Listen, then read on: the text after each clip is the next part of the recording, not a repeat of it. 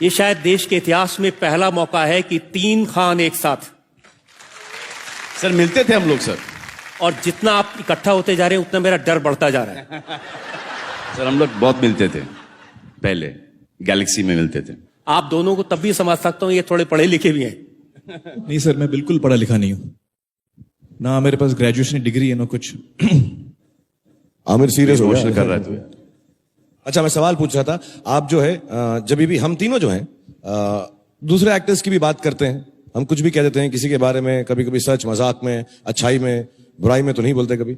लेकिन आप जब भी हम तीनों से मिलते हैं तो आप सिर्फ हम तीनों के बारे में ही एक दूसरे से बात करते हैं। ये मैंने देखा है पूरे 21 साल के अंदर। बोलो बुराई में नहीं बोलते। हाँ क्यों? बुराई में नहीं बोलते तो बोला। हाँ, वो तेरे लिए बोला था, अपने लिए नहीं बोला था। तू तो कभी नहीं करता ना बुराई किसी की। मैं आप तीनों के बारे में एक बात कहना चाहता हूं जनता को, सब लोग। आप तीनों के बारे में मीडिया में कुछ भी कहता हो, एक कंपटीशन है, एक दूसरे के बारे में कहते हैं, लेकिन इन तीनों ने कभी भी एक दूसरे के बारे में मुझे कोई इंफॉर्मेशन नहीं दी।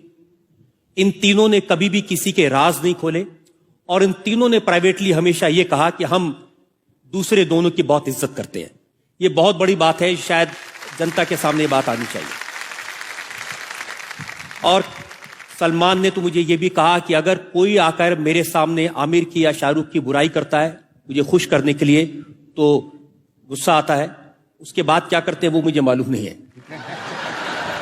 ओके, वेरी लास्ट क्वेश्चन आपसे, कि जब आप लोगों की पोल खोलते हैं तो कभी ऐसा हुआ है कि किसी ने आपको फोन करके बोला कि तू कटघरे के, तू बाहर मिल मुझको स्टूडियो के, ये सब जो 5 सवाल पूछे तूने रजत, बाहर आके मिलियो मुझको?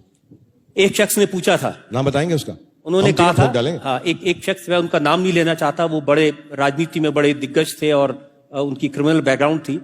जब उनको आपकी अदालत में मैंने बुलाकर उनसे सवाल पूछा उनके बेटे के बारे में, उनके क्रिमिनल रिकॉर्ड के बारे में, तो फिर फोन आया था और उन्होंने कहा था कि हमें मालूम है कि तुम कौन सी गाड़ी में जाते हो और हमें यह भी मालूम है कि उस गाड़ी में बम कैसे लगाया जाता है।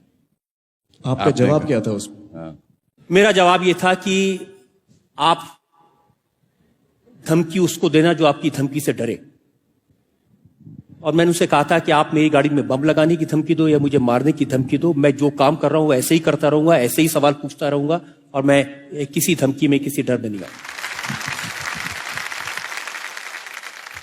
आप रजत साहब ऐसा झगड़ा वगड़ा मत किया करो, अच्छा नहीं लगता।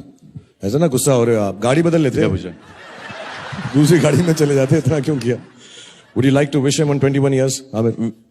रजत जी बहुत बहुत मुबारकबाद आपको, आपने 21 साल तक हमें। मैं कटघरे से बाहर आ जाऊं? हाँ आ जाइए सर। आपने 21 साल से हमें और देश की जनता को एंटरटेन किया, उसके लिए बहुत बहुत शुक्रिया और शुभकामनाएं। आप ऐसे ही आगे हमें एंटरटेन करते रहें और अपने मुस्कुराते चेहरे से हमें मुश्किल सवाल पूछते रहें। Wish you all the best, sir.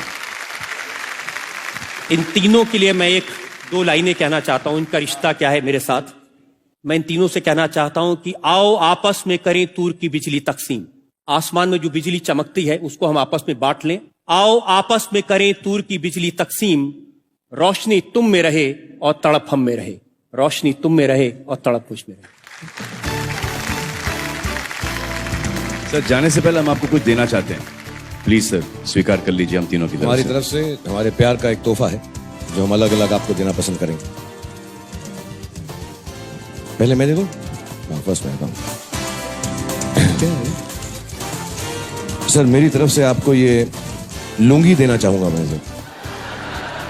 आप ऐसे ही शो करते रहें, मैंने जैसे कहा 121 साल और करें, और कभी लुंगी पहन के करने पहन के करें, आपकी मर्जी है। शो कैसे करें वो मैं आपको नहीं सिखाऊंगा, लेकिन इस लुंगी का इस्तेमाल जरूर कीजिएगा शो के अंदर। ये मेरी तरफ से बहुत मेरी प्यारी गिफ्ट है आपको। रजत जी ये सलमान की तरफ से। नहीं, आमिर की तरफ से। और ये टॉवल सर मेरी तरफ से आपको सर ले लीजिए, क्योंकि अगले साल ये ट्रांजिस्टर आईपॉड में बनेगा, ये रुमाल हो जाएगा और ये सर लंगोट। हमारा नेक्स्ट वेंचर ये है सर। सलमान आपको होस्टिंग सिखाने वाले थे।